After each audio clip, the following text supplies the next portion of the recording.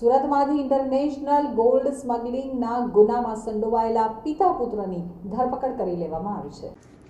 મળતી માહિતી મુજબ સુરત શહેરમાં એસઓજી પોલીસની ટીમે ગત 7/7/2024ના રોજ જહાંગીરપુરા વિસ્તારમાંથી 3 પુરુષો અને 1 મહિલા સહિત 4 લોકોને ઝડપી પાડ્યા હતા અને તેમની પાસેની ટ્રોલી બેગની અંદર સ્પ્રે વડે કેમિકલ મિક્સ કરી છુપાવી અને દુબઈથી લાવેલા સોનાના પાવડરનું વજન 927 ગ્રામ, જેની કિંમત 64,89,000 સહિતની અન્ય ચીજવસ્તુઓ મળી કુલ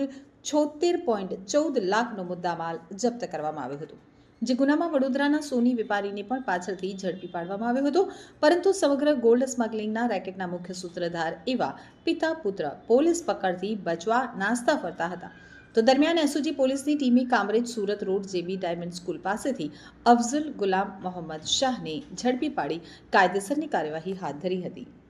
7/7/2024ના રોજ જાગીપુરા પોસ્ટે ખાતે 64,89,927 ગ્રામ સોનો જે ઇન્ટરનેશનલ ગોલ્ડ સ્મગલિંગ પકડેલું, એની અંદર જે તે વખતે 3 પુરુષ અને 1 મહિલા અને 4 આરોપી પકડાયેલા। ત્યારબાદ એક વડોદરાનો એક આરોપી હતો, એ પકડાયેલો, અને ત્યારબાદ અફઝલ શાહ અને શહેજાદ શાહ બંને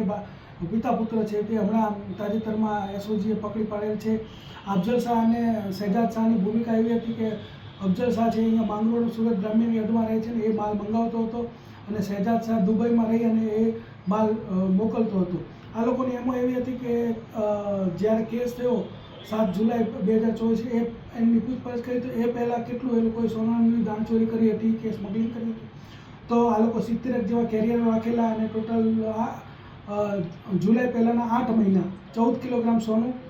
9,80 લાખનું અલગ અલગ ટ્રીપ મારી અને દાણચોરી કરેલી હકીકત અત્યારે જણાવેલ છે, અને આગળની તપાસ ચાલુ છે।